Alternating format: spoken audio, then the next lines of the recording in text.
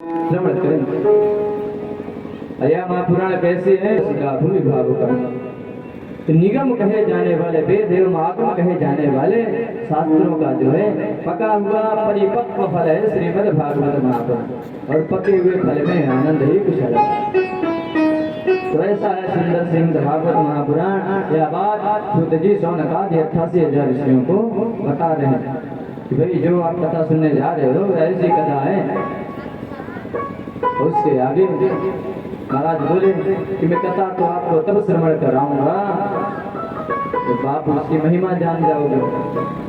तो भगवान की भी महिमा बड़ी और भगवान के भक्तों की भी महिमा बड़ी और भगवान की गाथा की भी महिमा है।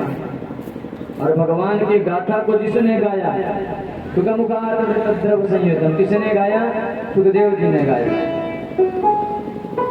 सुखदेव महामुनि को इसके बाद वो प्रणाम करेंगे और कहते हैं महाराज ये भगवान की कथा है यह कैसी है? तो रामो कथा शशि किरण समाना, राम कथा शशि किरण समाना, राम कथा शशि किरण समाना, चकोर माना, चकोर राम कथा सुंदर करतारी, राम कथा सुंदर करतारी, राम कथा सुंदर करतारी, राम कथा सुंदर करतारी, संशय उड़ावे निहारी, संशय उड़ावे निहारी, संशय उड़ावे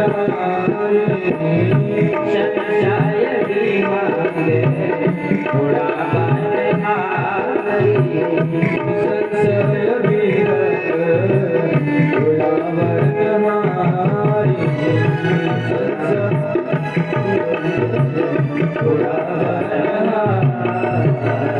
राम कथा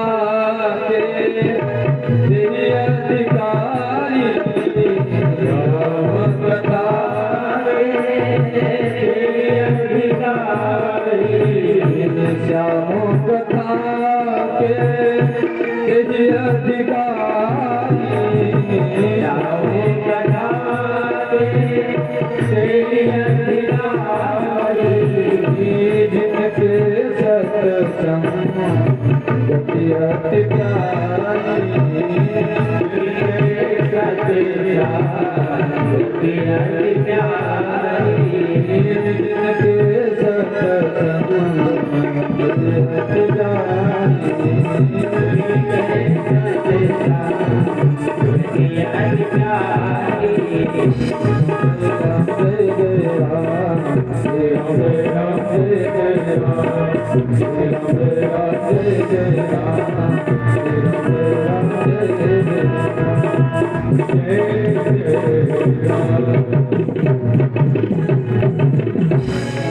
बड़ी कथा की महिमा गई भाई। भगवान की कथा सुंदर करतारी करतारी कैसे? संशय उड़ावनहारी, जो संशय रूपी पक्षियों को उड़ाने वाली, राम कथा कलित उठारी। भगवान की कथा के अनेक कथा को सामने में लेते हुए आगे बढ़ते हैं। अब व्याख्या करते हैं कि महाराज मैं अपने पूज्य गुरुदेव का ध्यान कर लूं। गुरुदेव कौन है? उनके गुरुदेव जी वहां कहते हैं कि यम प्रभुर जंत मनुके समपेत प्रीत्यम वही पायनो विरह का करया जुहा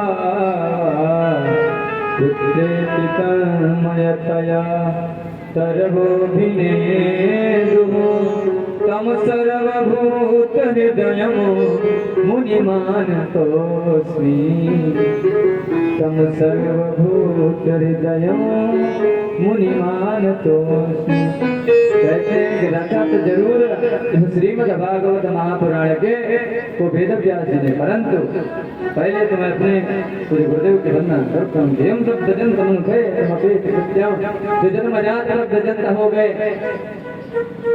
जो जन्मजात प्रव्रजंत हो गए और जन्म लेने के बाद जिनका नाल छेदन संस्कार भी नहीं हुआ, यज्ञ पवित्र संस्कार भी नहीं हुआ, इन संस्कारों से और इस संसार से बचते हुए तो सीधा भगवान की भक्ति में लीन होने के लिए चल दिए। जिसके पिता ने पुत्र की प्रतीक्षा की हो और पुत्र जन्म के बाद पिता की बात पुत्र ना माने, विरह का आदि बाबा जंगल की ओर चल पड़े। जन्म लेते हैं जो जंगलों की ओर आज परम सन्यासी जाके जिसका रक्षण स्वयं भगवान ने किया हो, जिसको उपदेश स्वयं भगवान ने दिया हो, तो भगवान का ही अवतार तो त्यागी तो ही चल पड़ा। परंतु वेद व्यास जी महाराज तो पुत्र के मोह में पागल महाराज मत जाइए मत जाइए, और बड़े करुण रस में पुकारते हैं, हे सुख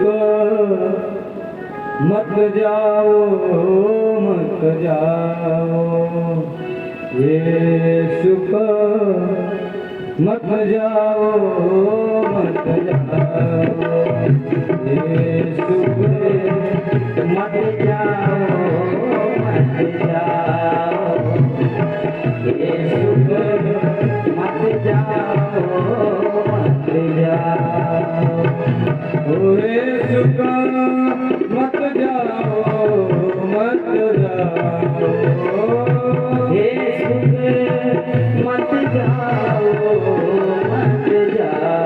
जाओ, हे सुख मत जाओ मत जाओ, हे सुख मत जाओ मत जाओ। हे पंछी सरवर पे पंछी, हे पंछी सरवर के पंछी, कुछ तो दया दिखाओ, मत जाओ मत जाओ, हे सुख मत जाओ मत जाओ, हे सुख मत जाओ मत जाओ, हे सुख मत जाओ मत जाओ, हे सुख मत जाओ मत जाओ। लग रही है तुम्हारी माता, लग रही है तुम्हारी माता, पिता दुख न समाता, पिता दुख न समाता, भूली छोड़े सिगरे पंखों को, छोड़ो सिगरे पंखों को, धीरज हमें धराओ, हे सुख मत जाओ मत जाओ, हे सुख मत जाओ मत जाओ, हे सुख मत जाओ मत जाओ, हे सुख मत जाओ मत जाओ, हे सुख मत जाओ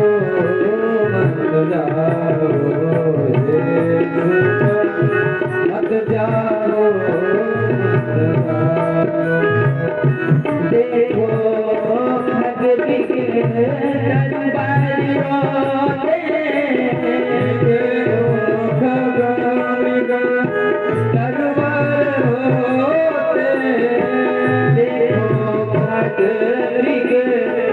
तरुबाई रोते देखो गगमिगा तरुबाई रोते अपने आंसू से मुख धोते अपने आंसू से मुख धोते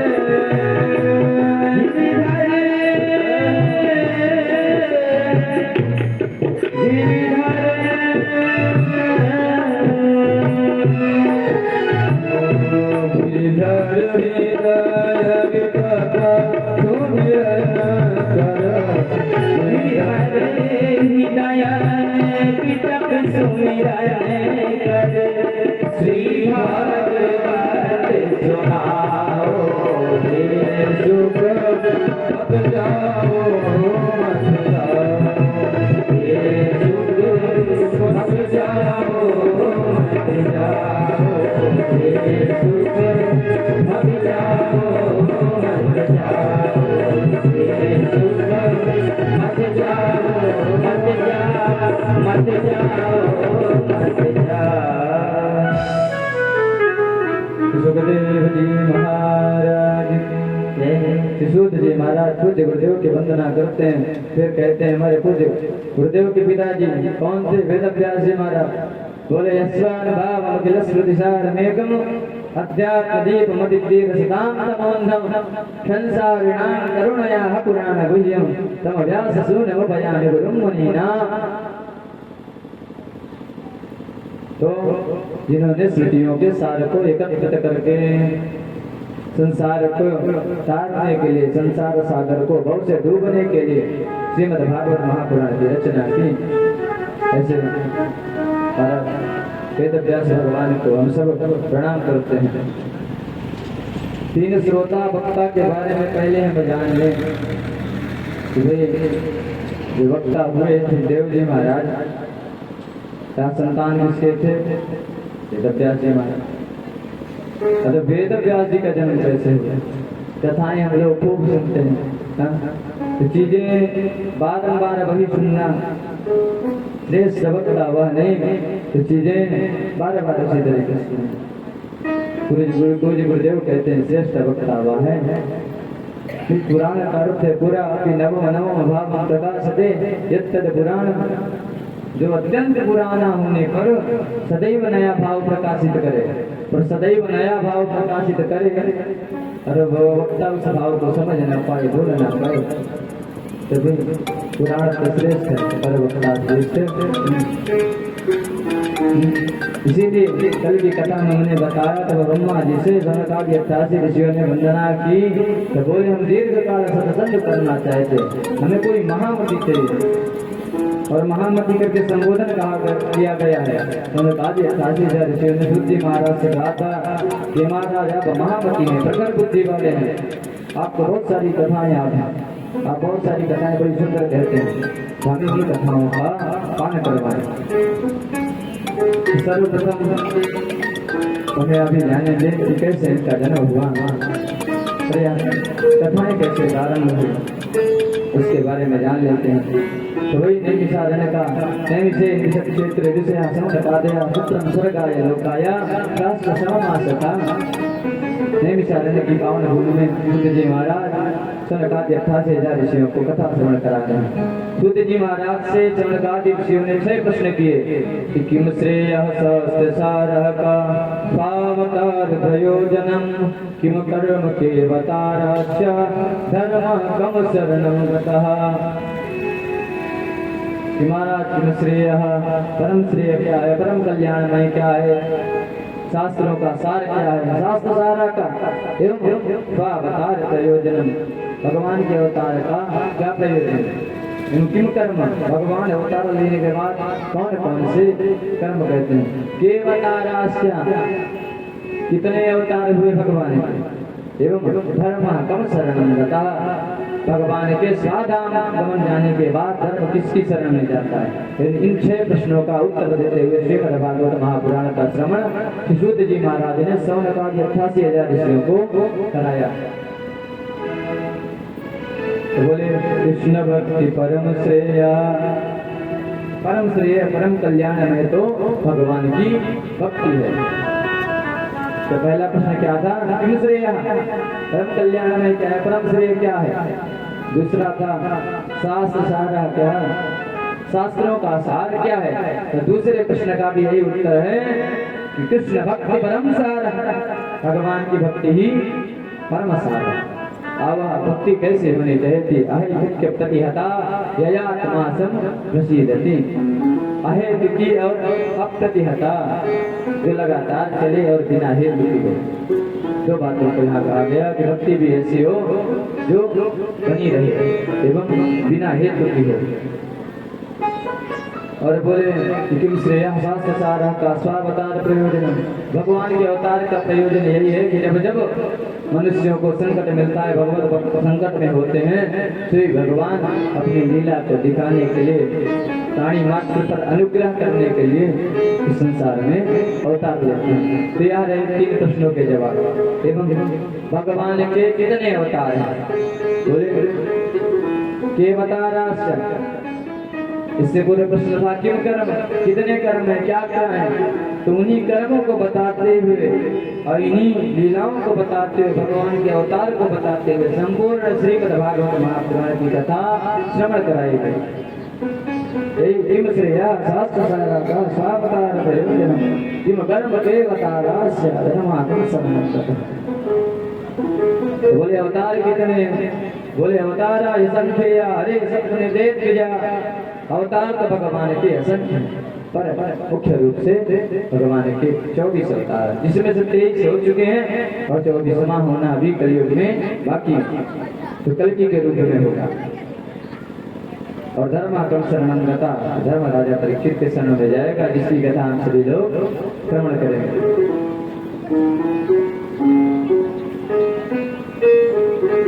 तो बड़ी सुंदर कथा है और इसी प्रश्नों का उत्तर देते हुए कथा को आगे बढ़ाते हैं और बताते हैं कि महाराज वासुदेव परा वेदा, वासुदेव परा मठा, वासुदेव परा योगा, वासुदेव परा क्रिया, वासुदेव परम ज्ञानम, वासुदेव परम तपः।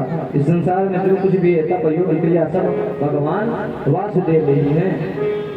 सारे प्रश्नों का बड़ा सुंदर जवाब देते हैं और 24 अवतारों की कथा आती है। बताते हैं भगवान का प्रथम अवतार सनत सनंदन सनातन और सनत कुमार के रूप में हुआ।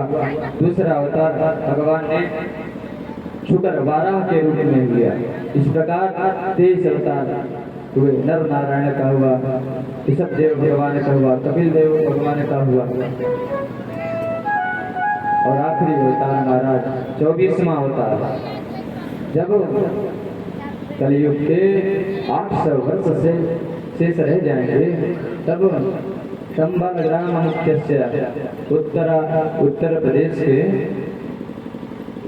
गाजियाबाद जनपद के संबल नामक ग्राम में भगवान का विष्णु यश नाम के ब्राह्मण के यहाँ जन्म होगा। संबल ग्राम मुख्य कल्कि साधु भविष्य। भगवान 4,32,000 वर्ष उम्र कली। तो जब केवल 800 वर्ष श्रेष्ठ रह जाएंगे, पता नहीं हम लोगों का कितने बार जन्म मरण हो चुकेगा। तब भगवान जब खूब कलयुग बढ़ जाएगा, कलयुग का आखिरी चरण शेष 800 वर्ष रह जाएंगे, भगवान कल्कि के रूप में अवतरित होंगे। और उनका स्वरूप कैसे होगा तो बताते हैं कि घोड़े में सवार तलवार लिए हुए श्वेत वर्ण के और बड़ा सुंदर भगवान का स्वरूप होगा। तो ऐसे भगवान कल्कि के रूप में कलयुग में जन्म लेते हैं। सूरज भैया ने प्रार्थना की कि आजा कलयुग में लेके अवतार हो गोविंद, तो कलयुग में आएंगे और जब तक आएंगे तब तक हम लोग नहीं रहेंगे। तो भगवान के पास रहना इतना आसान नहीं। भगवान के पास रहना है तो भगवान के पास रहने वालों के पास रहो। भगवान के पास कौन रहते हैं? संत जन रहते हैं। जीवन में जब संतों का संग मिले प्रदान सिद्ध करो तो भगवान के पास रहने का अवसर मिलेगा। जीव मात्र का परम तत्व बताते हुए, जीव मात्र का लक्ष्य बताते हुए कहते हैं कि जीवस्य तत्व जिज्ञासा नार्थो यस्य कर्म भी। प्रत्येक व्यक्ति का, प्रत्येक जीव का धर्म है कि भगवत तत्व को जाने। जीव का परम धर्म क्या है? तो जीवस्य तत्व जिज्ञासा, भगवत तत्व को जाने। जिस तत्व को वदन्ति तत्तत्त्वविदस्तत्त्वं यद् ज्ञानमव्ययम् ब्रह्मेति परमात्मेति भगवानिति शब्दते। परम ज्ञानी लोग, कुछ लोग ब्रह्म कहते हैं, कुछ लोग ब्रह्मेति परमात्मेति, कुछ लोग परमात्मा कहते हैं, भगवान इति शब्दते, कुछ लोग भगवान के नाम से कहते हैं। तो ऐसे परम तत्व का ध्यान करें। ऐसे परम तत्व का निरूपण किया गया कि जीवों का लक्ष्य होना चाहिए कि परम तत्व का ध्यान करें। तो ऐसे हम सभी का लक्ष्य यही होना चाहिए कि हमें जीवन में भगवान के बारे में जाने, क्योंकि हम सभी के अंदर ज्ञान है। और ज्ञान किसे कहते? ज्ञान, जिसके द्वारा किसी को जाना जाए सोई ज्ञान। ज्ञान किसी लिए होता है? तो भगवत तत्व को जानने के लिए होता है। तो ऐसी सुंदर सी कथा के क्रम में आगे बढ़ाते हुए सारा प्रसंग आता है कि दृष्टवान ज्ञान मनुष्यमात्मजमक्ष्यनग्नम देव्यो हिया परिदधुर्नसुतस्य चित्रं तदवीभि अपेक्षते मनौ जगदुस्तवास्ते श्री पुंभिदानतसुतस्य विविध दृष्टि। कहते हैं कि यद्यपि इस भागवत महापुराण की रचना जो है वेदव्यास जी ने की, परंतु भागवत के लक्षण उन्हीं के पुत्र सुखदेव जी में देखने को मिलता है। वह लक्षण कैसे हैं? और स्त्री भगवत तत्व को जानने वाला संसार से राग नहीं रहा। तो भगवत तत्व को अच्छे से जानता है। जो भगवत तत्व को अच्छे से जानता है वो एकदम त्यागी हो जाएगा, जीवन में फिर उसे कुछ नहीं। तो बोले जब पुत्र प्रेम में पागल होकर के वेदव्यास जी महाराज पीछे जा रहे थे, सुखदेव जी महाराज आगे जा रहे थे, वेदव्यास जी पीछे जा रहे थे। तो वहीं पर एक तालाब था जहाँ पर कुछ युवतियाँ नग्न स्नान कर रही थी। अब वहाँ से सुखदेव जी महाराज निकले तो युवतियों ने लज्जा नहीं की। सुखदेव जी महाराज नवयुवक थे और वृद्ध वेदव्यास जी जब निकले तो जल्दी से आकर के उन युवतियों ने वस्त्र धारण किया। और वेदव्यास जी को लगा गुस्सा, तुम्हारा अपने उम्र के समान जाते हुए मेरे पुत्र को देखा तो इन्होंने लज्जा नहीं की। और मुझे वृद्ध को, जो मैं इनके पिता के समान हूँ, मुझे देख कर ये लज्जा कर रही है। युवतियों को से बोला कि अपने समान मेरे पुत्र को देखा तो तब लाज क्यों नहीं की? युवतियाँ कहती हैं श्री कुंभिदानतसुतस्य विविक्त दृष्टे, हे महाराज आप में और आपके पुत्र में यही अंतर है कि आप में जो है स्त्री और पुरुष रूपी चश्मा चढ़ा हुआ है, और जो परम ज्ञानी होते, जो परम तत्व को जानते हैं, वह स्त्री पुरुष में भेद नहीं समझते। तो वो जीवात्मा परमात्मा इसी में रमण करते हैं। तो ऐसा है, बड़ी सुंदर कथा है ये। सुखदेव महामुनि जिन्होंने श्रीमद् भागवत महापुराण का वाचन किया, एक बार यहाँ तपस्या कर रहे थे। जब तपस्या करते हैं तो इंद्र को लगता है नहीं, कोई भी तपस्या करे इंद्र सोचता है कहीं इंद्रासन लेने के लिए कहीं तपस्या कर रहे हैं। और देवताओं को अक्सर होता है कि भाई यहाँ हम लोग कुछ भी करेंगे, हम आप तपस्या करेंगे तो ऊपर हमारी चर्चाएं चलती हैं कि भाई पृथ्वी लोक में रहने वाला व्यक्ति ऐसा कर रहा है। अनसुईया जी का चरित्र आपने खूब सुना होगा, उसको श्रवण कराएंगे। तो जब सुखदेव महामुनि गाना सुंदर सा जंगल था और भगवान का ध्यान कर रहे थे, तो देवताओं ने उनके परीक्षण हेतु मेनकादि अप्सराओं को भेजा। मेनकादि अप्सराएं आई और सुखदेव महामुनि को जो है परीक्षा दी, उनके सामने अपने नृत्य का कला का प्रदर्शन किया। सजी नहीं, तभी सुखदेव महामुनि का ध्यान भंग हो गया। ध्यान भंग नहीं हुआ बल्कि उन्होंने आंखें खोली। तो मेनकादि अप्सराएं सोचे कि वाह, हमने भी योग्यता है, हमने सुखदेव महामुनि की समाधि को खुला दिया, हम लोग तो धन्य हैं। और मैंने कहा सुखदेव जी से कहती है कि महाराज आप मुझसे विवाह करिए। सुखदेव जी महाराज कहते हैं, हे देवी, इस बार तो मेरा जन्म हो चुका है, परंतु अगली बार जब जन्म मैं पाऊँ तो आप मेरी माँ। तो जिसके इतने सुंदर विचार हैं, ऐसा श्रीमद् भागवत महापुराण के वक्ता हैं सुखदेव जी महाराज।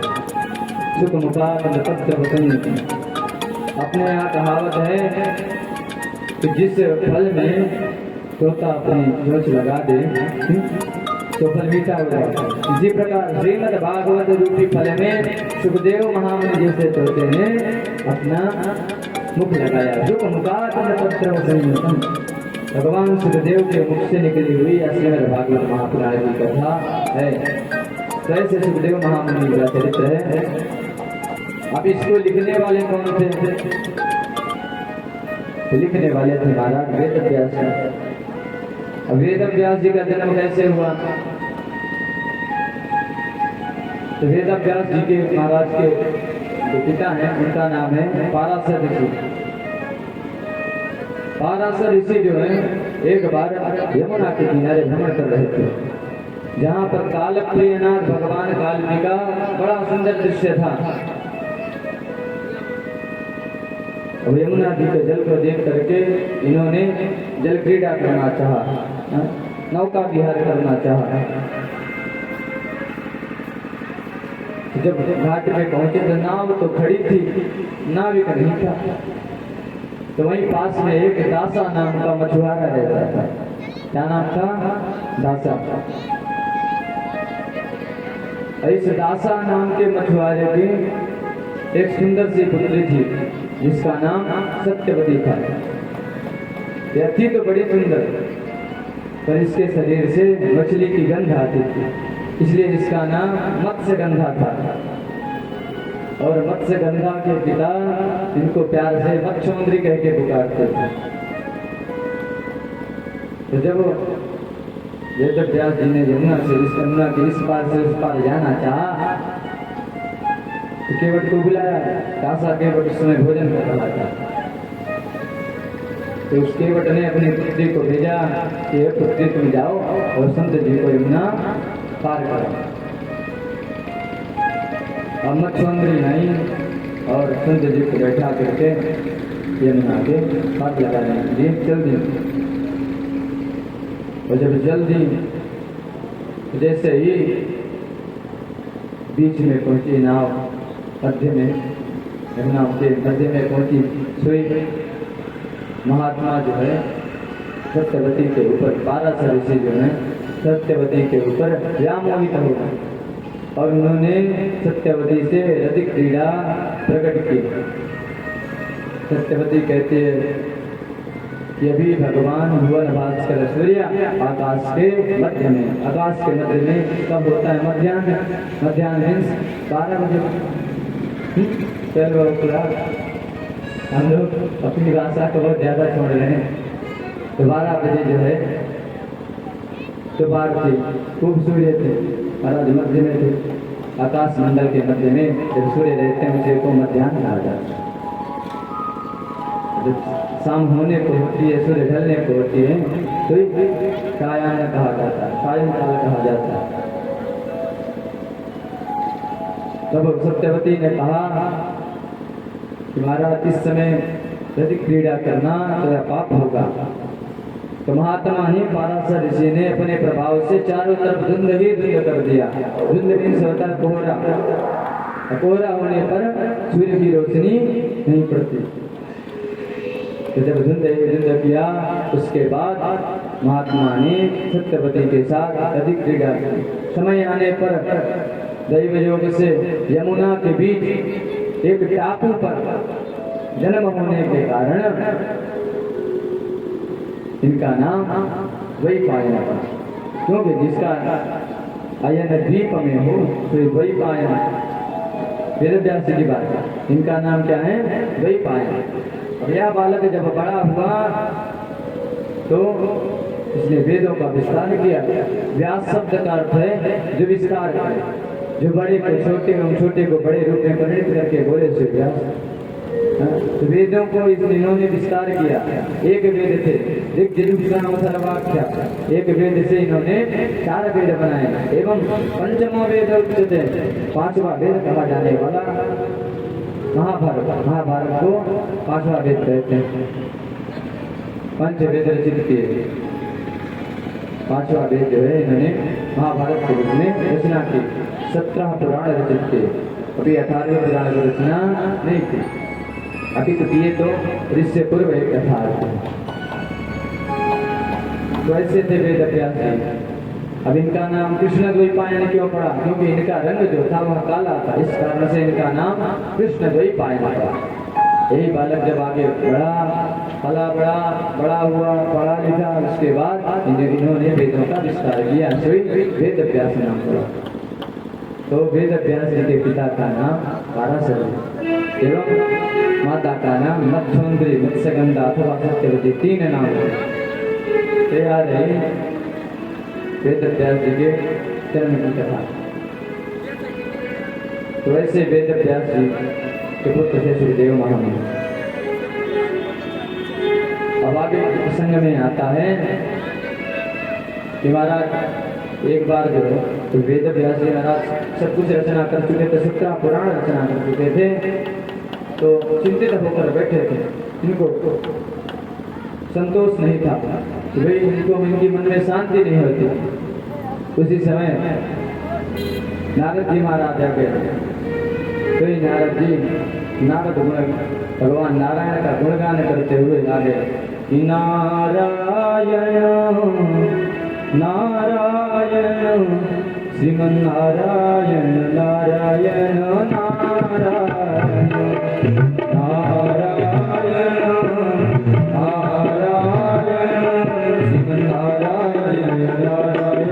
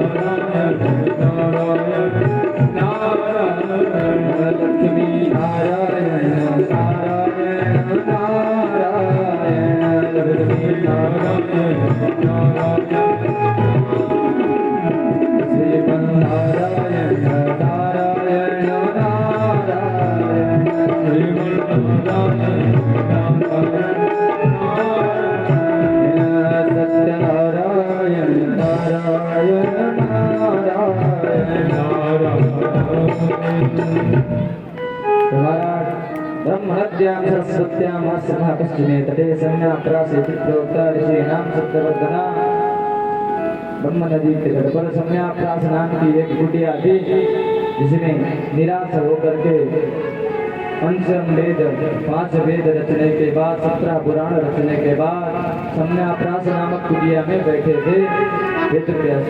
उसी समय नारद जी महाराज आ गए और नारद जी महाराज पूछते हैं कि महाराज आपके निराश होने का क्या कारण है? आप इतना चिंतातुर क्यों हैं? आप तो परम ज्ञानी हैं, आपने एक वेद के 4 वेद कर दिए, 5वां वेद कहा जाने वाला महाभारत रचित किया एवं 17 पुराणों की रचना की, परंतु आप के मन में शांति क्यों नहीं है और आप चिंतातुर क्यों हैं? से बताए महाराज ऐसी ऐसी बात है, मैंने इनकी तो रचना कर दी, परंतु मेरे मन में संतुष्टि नहीं है, मुझे संतोष नहीं है, पता नहीं मेरा मन क्यों अशांत है।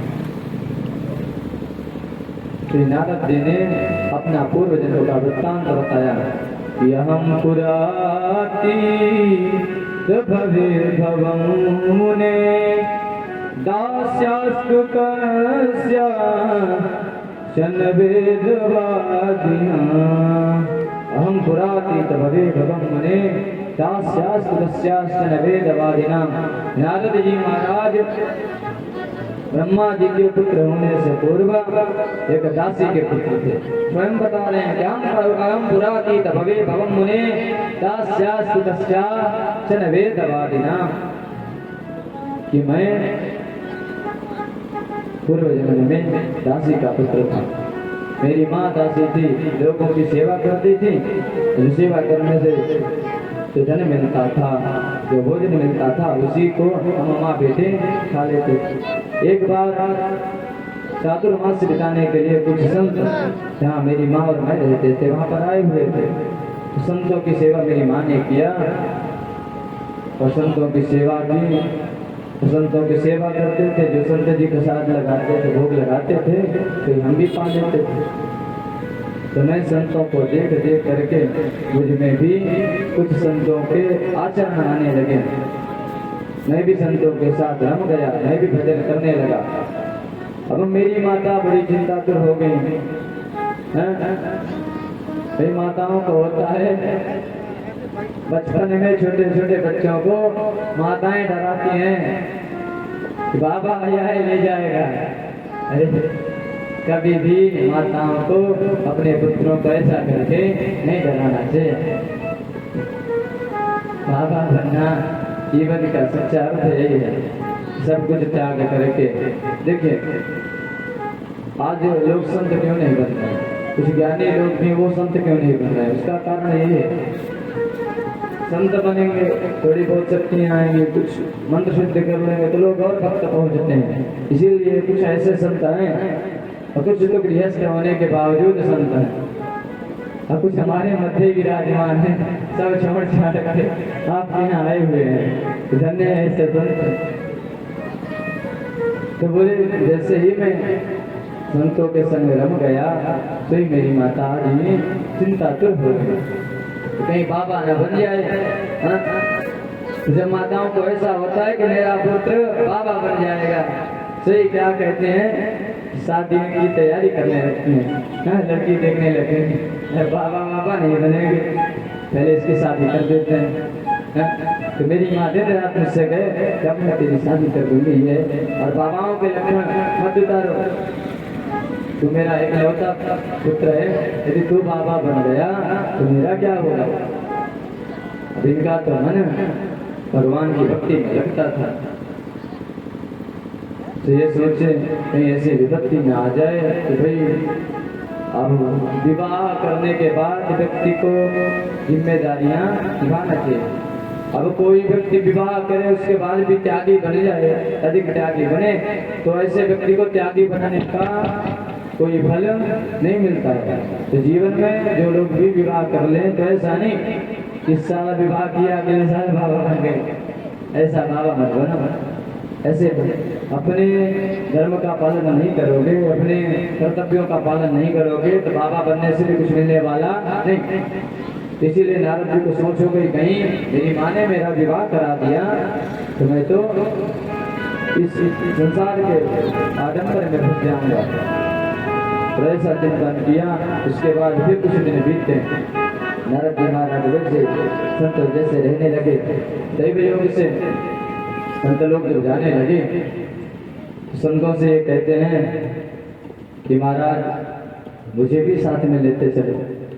संत जन तो भाई लोगों को कल्याण चाहते हैं, तो वह बोले कि यदि मैं तुम्हें ले जाऊंगा, फिर बातें प्रचलित हो गई कि बाबा ले गया। तो वैसे भी लोग डराते रहते हैं बच्चों को कि भाई रो मत, बाबा को पकड़ा देंगे। जीवन में बचपन से व्यक्ति बाबाओं से चिढ़ जाता है। पूरे देश में कुछ भी होता है, बड़े बड़े मामले हो जाते हैं, कहीं कुछ नहीं।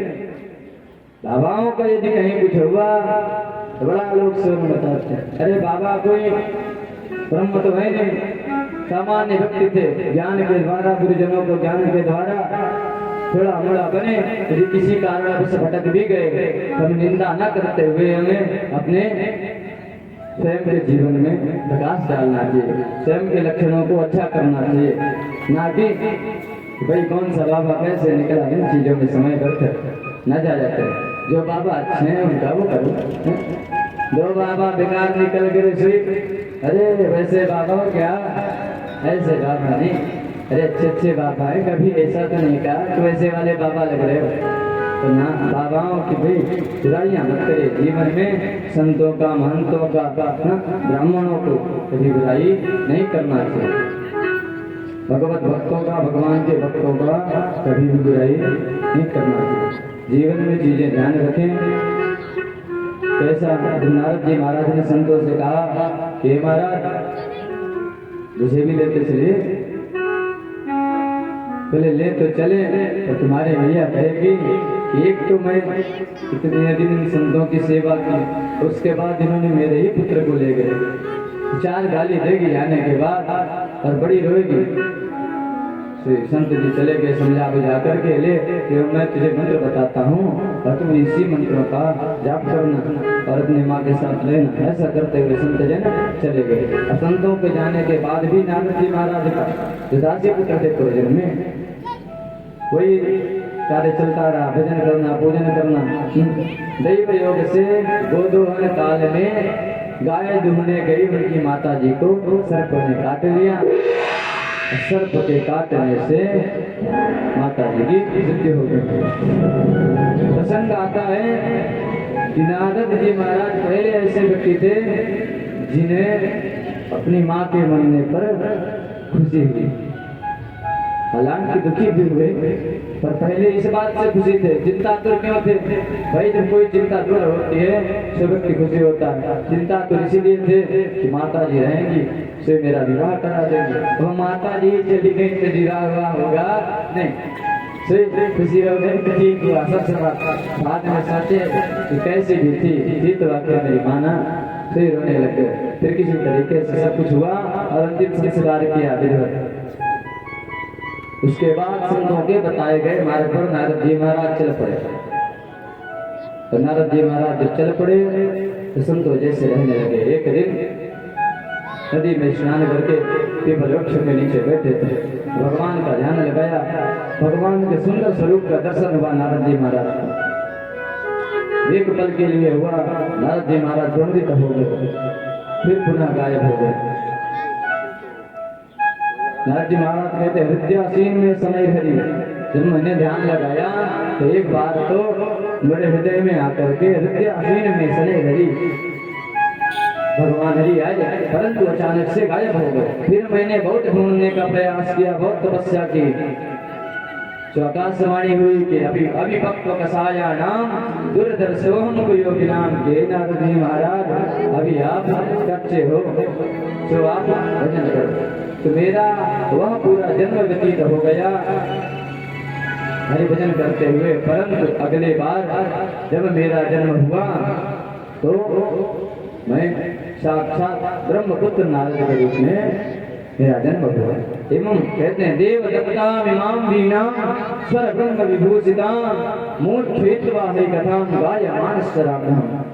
भगवान ने प्रकट होकर के मुझे देवदत्त नाम की वीणा प्रदत्त की, जिसके द्वारा आज भी मैं हरि का गुणगान करता सर्वत्र घूमता हूँ।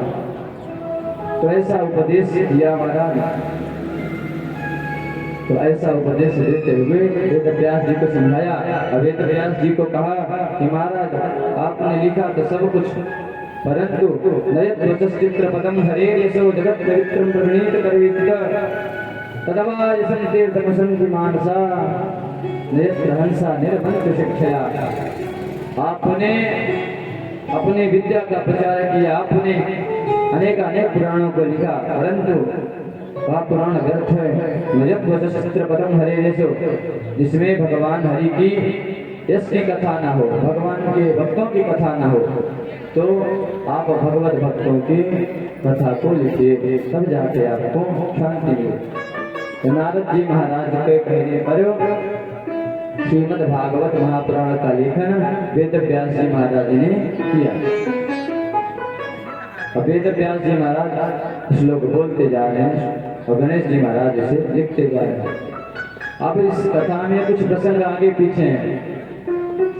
तो भाई जब चिंतित होकर कोई कार्य किया जाए तब चीजें थोड़ा इधर उधर हो ही जाते हैं।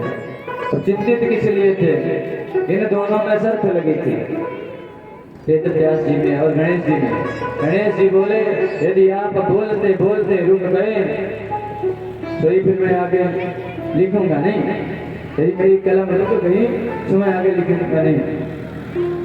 वेद व्यास जी ने भी ऐसे ऐसे कठिन कठिन शब्दों का प्रयोग किया कि लिखने से पहले गणेश जी महाराज सोचने लग जाते कि ऐसा क्यों कहा। हाँ, जब तक वह सोचते तब तक या श्लोकों की रचना करते जाते। तो बड़ी सुंदर रचना हुई, बड़ी सुंदर कथा हुई।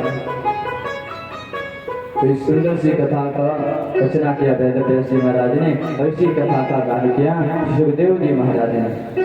तो समयाभाव के कारण आज कथा की रचना को ही रखते हैं, कथा को कल सुनाएंगे। क्योंकि आप लोगों को समय से जाना है, समय का ध्यान रखा करिए। आप लोग पहले आएंगे, समय से आएंगे, बैठेंगे, फिर कथा होगी। आज आप लोग आए और इस कथा की महिमा तभी है जब वक्ता अच्छा बोले, श्रोता अच्छे से सुने, पूरा सुने। वक्ता का भी महत्व और श्रोता का भी महत्व। बिना श्रोता के वक्ता का कोई महत्व नहीं, अधूरे हैं। जीवन में खूब सत्संग करे, खूब संतों का साथ दे, क्योंकि जीवन में यही भय और कुछ है नहीं। जीवन में यदि आप आगे बढ़ना चाहते हैं, विचार करिए कि जब यह जीव समाप्त होता है, व्यक्ति का प्राणांत हो जाता है, अभी हम आप एक दूसरे को देख कर कहते हैं कि भाई आप ये हो, आप वो हो। जब तक व्यक्ति जीवित रहता है तब तक व्यक्ति का महत्व रह जाता है, और व्यक्ति के जीवित न रहने पर व्यक्ति कहाँ जाता है सोचिए, क्या हुआ होगा।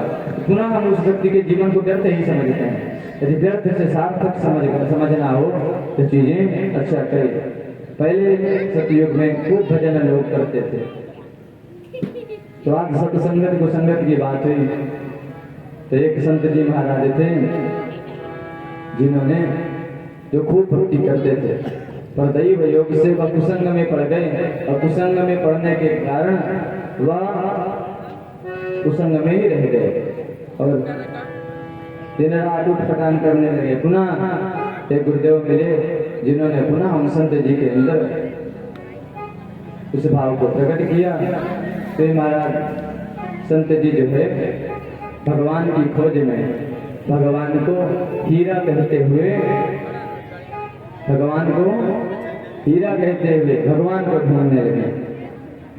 रे मोरा हीरा हिराय गयो कचरे में, मोरा हीरा हिराय गयो कचरे में, मोरा हीरा हिराय गयो कचरे में, मोरा हीरा हिराय गयो कचरे में, मोरा हीरा हिराय गयो कचरे में, कचरे में, हाँ कचरे में, कचरे में, हाँ कचरे में, मोरा हीरा हिराय गयो कचरे में, मोरा हीरा हिराय गयो कचरे में, मोरा हीरा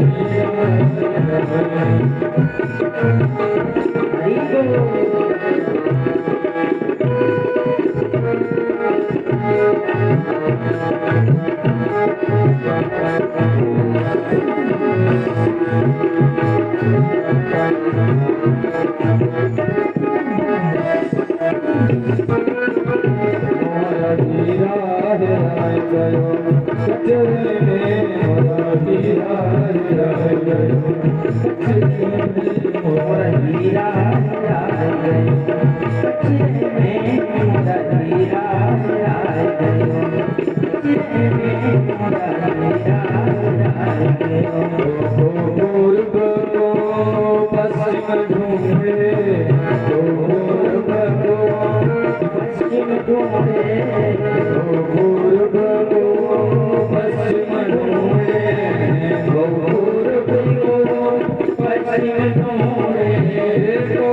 पानी को पथरे तो पानी को पथरे मोरा हीरा आए गए कचरे में मोरा हीरा आए गए कचरे में मोरा हीरा आए गए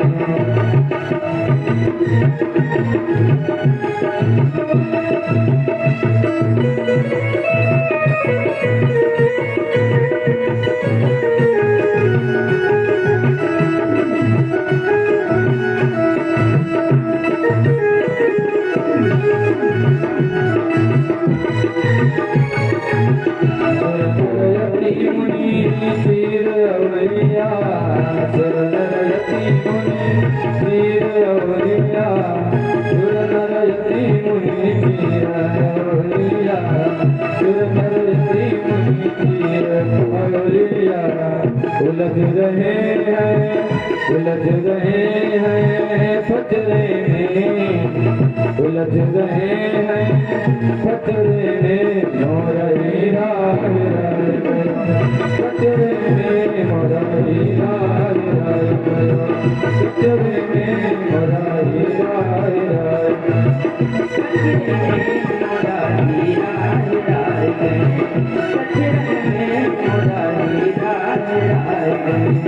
सत कबीर ढूंढ जिन पाया सत कबीर ढूंढ जिन पाया बात लिया निज रचने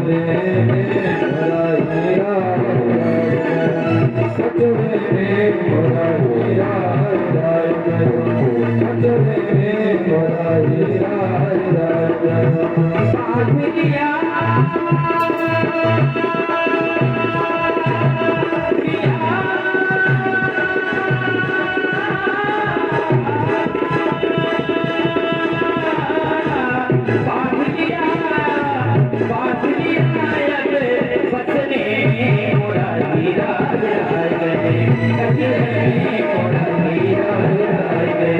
कचरे में मोरा हीरा कचरे में मोरा हीरा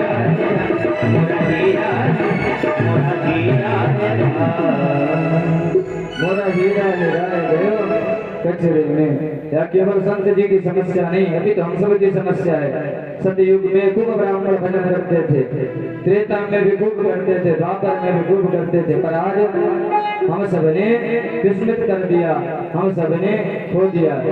तो जीवन में उस भजन को पुनः प्राप्त करें और भजन प्राप्त करने के बाद, भक्ति प्राप्त करने के बाद भगवान मिलते हैं। भगवान कहते हैं जासो बेग द्रवो में भाई सो मम भक्ति भगत सुधाई। जिसके कारण मैं अत्यंत वेग से प्रसन्न होता हूँ, ऐसी मेरी भक्ति है। तो उसी भक्ति को कहते हुए एवं भजनों का आनंद लेते हुए हम लोग आज की सायंकालीन आरती में प्रवेश करेंगे। समय का ध्यान रखें, कल आप लोग 1 बजे से आएंगे, तो कथा समय से प्रारंभ हो। तब सभी लोग भजनों के साथ खड़े हो जाएं, उसके बाद आरती में प्रवेश करें।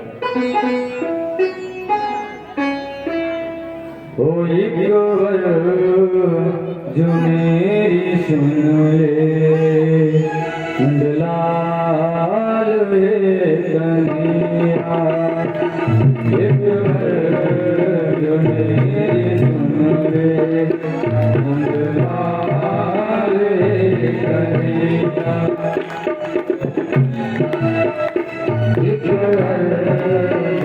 मेरी सुन लो नंदलाल कन्हैया।